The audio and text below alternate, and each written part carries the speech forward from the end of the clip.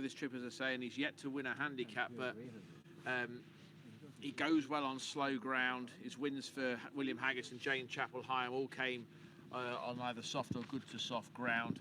The mark, a £3 drop since the Ayr Silver Cup, I think puts him on a very winnable mark now, dropped in grade. And that very similar comments in some respect apply to Rousing Encore. He's been dropped £4, or he is £4 lower than his run in the Silver Cup. He's got form on soft ground, and he was certainly running well and winning in stronger races than this during the early part of the season. He wants a really strong pace to aim at and to pounce late. Whether he gets it here remains to be seen. But there's certainly two classy operators in respect of this kind of grade, and it'd be no surprise to see either of them playing a hand. But I do quite like Lord Bertie. I think he's just starting to find his feet for this yard. Earlier on, there was a bit of support for Hour by Hour. He's a bit of a specialist at this trip. All his wins have come at 6, including 3 at Hamilton Park, and he could be a pace angle. He went to post very early. Yeah, he did. Good run here behind Almerac in the Ayr Gold Cup trial back in July. He was beaten 4th on that particular occasion. Bled last time. That was the reason that he was said to disappointed at Hamilton on his most recent start. Just over a week or so ago, he finished last of 7 behind Belsito, so you could maybe draw a line from that. He's won on slow ground, admittedly off a slightly lower mark, but he was. You can see why there was somebody who was interested at big prices earlier on this morning. He's certainly only half of that price now, but he's not necessarily a horse that I would want to rely too much on, I don't think. Did you mention earlier on he went to post early? Vedari was one that interested you in this race as well. Yeah, he's an interesting horse. He's yet to win since going to Julia Camacho, but she has won this race twice in consecutive years with Big Les and Maple Jack in 2021 and 2022.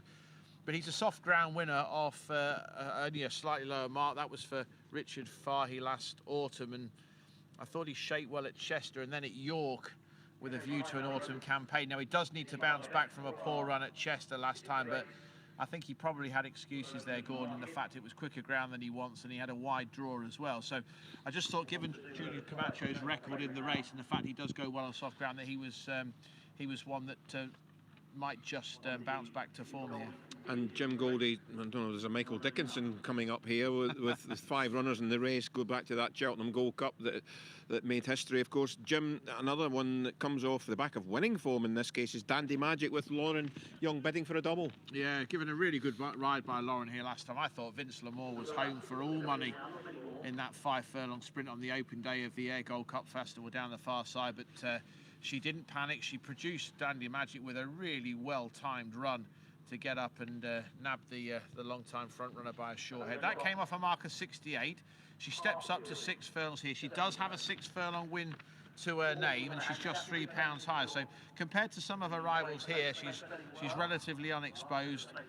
She's got that win on turf now, so it'd be interesting to see if she can back it up. She's certainly not handicapped out of doing so off that, say, just that £3 rise. And Benito Cavallo, bit of an all-weather specialist, another Goldie horse. Yeah, he's a massive price. He's done nothing on turf. He's yet to win on turf, isn't he? I know. For all his, he might be one to watch back on the all-weather. He win 5 or 6 times. Yeah, 6 during the all-weather championship last year. So he was a real money spinner in that particular discipline.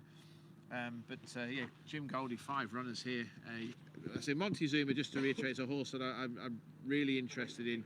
It's caught not just my eye, but those of plenty others with those runs in racing league events. It's just going to be, can he start to settle? Once he learns to settle, there are definitely races to be won with him. Okay, I think, don't think there's many left to come forward. Anthony, up in the commentary box, you've got a good view of this. Many left? 2 to go, Gordy.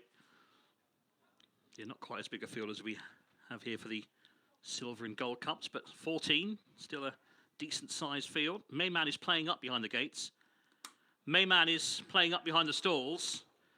Likewise, Benito Cavallo, reluctant. They're going to try and bring that one forward into 9. So these two are waiting for Benito Cavallo and Mayman. Mayman's been very reluctant to go anywhere near the stalls. He's due to go into gate 14 under Oisin McSweeney. And Benito Cavallo, the biggest price of the runners, one of the Jim Goldie 5, is also still to load. So we wait for these two. Benito Cavallo normally goes in very late. Mayman has just reared over and has gone down and unseated the rider. Mayman is getting very worked up. Ashi McSweeney quickly on his feet, luckily. Horse is up. That might be his last chance.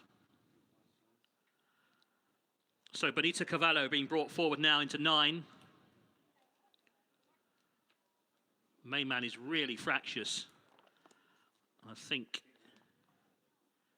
he might have had his chance. Yeah, they've gone without him. They're off and race. They've gone without number 5, Mayman, who played up beforehand. So 13 runners break away for the book racing on Saturday, November the 1st, Handicap Stakes. 1 or 2 are a bit slow. Classy Owl rather missed a break, and also Dandy Magic, another one of the Goldie runners, very slowly away. Breaking well, meanwhile, was Vaidari in the grey towards the far side. Stand side up there as well.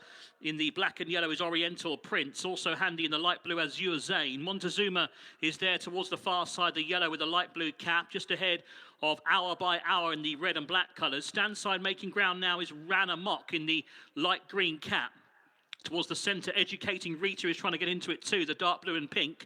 Then Benito Cavallo. Further back is Lord Bertie in the white and red. Under pressure, Count d'Orsay. And last of all is Dandy Magic. Over on the far side, Rousing Encore is making ground. Light blue and purple colours. Quite a few chances. Montezuma over on the extreme far side is bang there. The light green sleeves being pressurised now by Educating Rita. Here comes Rousing Encore, though, bursting through at the noseband for James Sullivan. And Rousing Encore has hit the front and is now striding away in the final furlong to win for Ruth Carr. Rousing Encore, Lord Bertie second, third Azure Zane, fourth place maybe just Vaidari ahead of Educating Rita.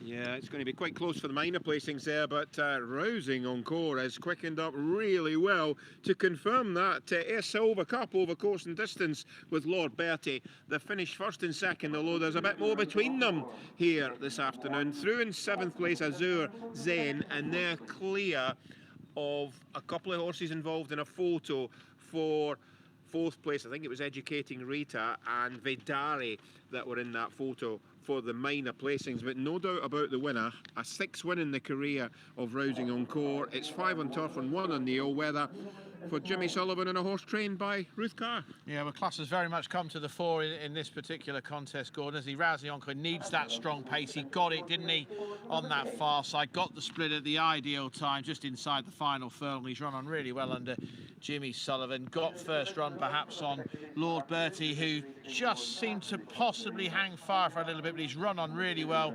Maybe back up to 7 furlongs might just be the key for him. But watch the start here, because the horse that was really slowly away out of box 6 was the Air Gold Cup Festival winner, Dandy Magic. She blew the start here. She could never get back into it today, could she? No, snooze and you lose in sprint. You can see there the free-going Classy Owl.